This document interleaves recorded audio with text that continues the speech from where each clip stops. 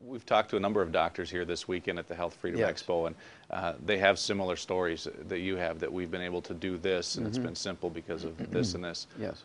What is holding solutions like that back from becoming mainstream therapies? Okay, well, two reasons, Scott. Number one, there's insurance. And people say, why should I spend $2 a day for a treatment that my doctor poo-poos when I can get the treatment he wants me to do for free from insurance? You know, we want that Canadian free health care. And so that mentality in the American public has held it back, because the public is not demanding the cure, if you will, just from something simple, but it might cost them a third of the cost of a cup of Starbucks coffee.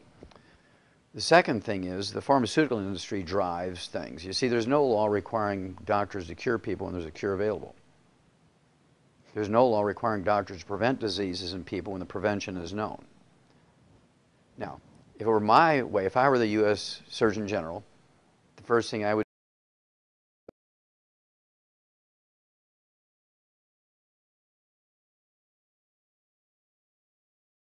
make a law that said that if there's a disease that is curable with anything, whether it's an herb or a drug or a nutrient, if it's curable and the physician just treated the symptoms as opposed to curing it, there's a cure available, I would put them in jail for a Class A felony for 25 years to life. And by the time you did it to the first 1,000 physicians, the rest of them would start recommending the cure, right? Because they wouldn't want to go to jail. But of course, that's not going to happen. The pharmaceutical and the medical lobby is too powerful, so that's not going to happen. So what has to happen is education. For the last 33 years, this is the 33rd year I've been doing this, Scott, giving free lectures, or 300 free lectures each year. 300 free lectures a year, okay, to educate people that they do have options. Well, it's only been in the last 2 years, with the financial meltdown, with the medical meltdown, that people have begun to say, well, what is this stuff you've been talking about, Wallach?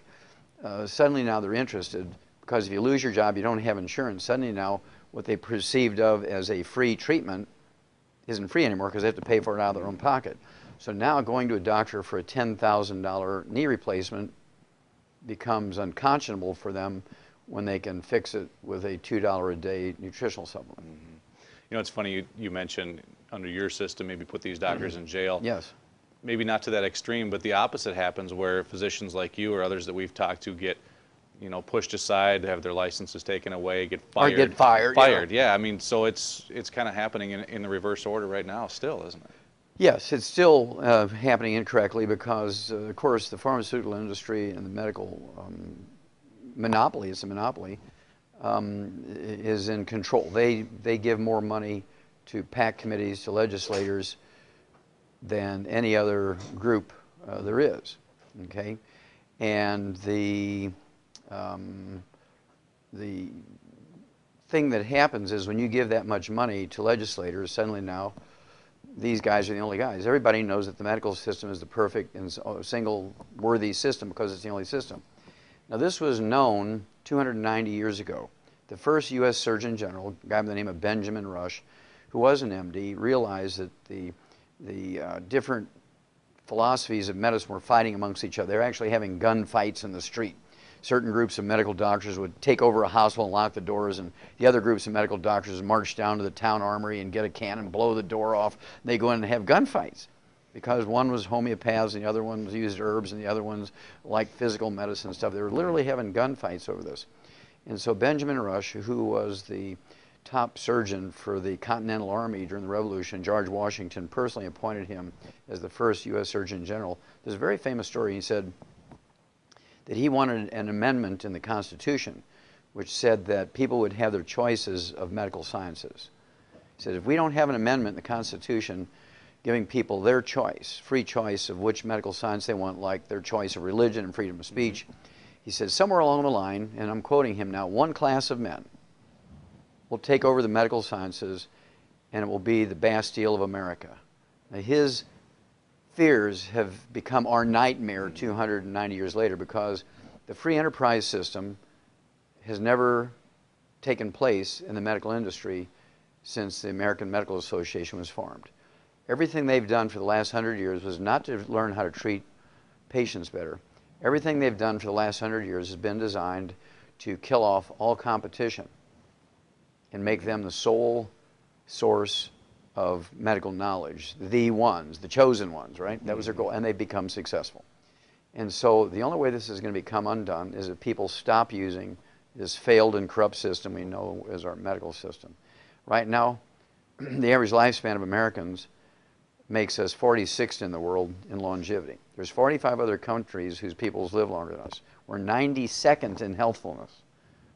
And we spend more money for health care than all the other 218 nations in the world put together. So their system is a failed and it's a corrupt system.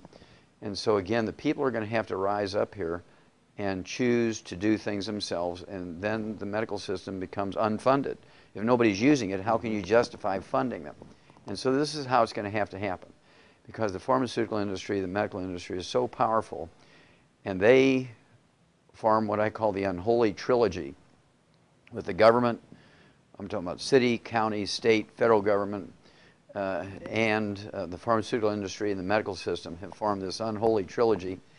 And they, according to the Center for Disease Control and their own journal, the Journal of the American Medical Association, 4.5 years ago, it was February 7th, 2007, they came out and said that these two agencies, the Journal of the American Medical Association and the Center for Disease Control, the federal agency that tracks these things, the medical doctors kill, injure, and infect 15 million of their patients every year in American hospitals and their private offices. 5.8 million in hospitals and 9.2 million in private offices. They kill, injure, and infect 15 million. They don't even get an OSHA ticket. They get a walk. Now, what if cab drivers were to do that? Everybody said, my gosh, I'm going to walk. Well, Roy, it's 50 miles to the airport. I'll just leave 3 days early, but I'm walking. I ain't getting in a cab. But yet people still line up to get this very dangerous, very ineffective. I mean, we rank 46th in the world in longevity and 92nd in healthfulness. The recipe is not a good recipe, Scott.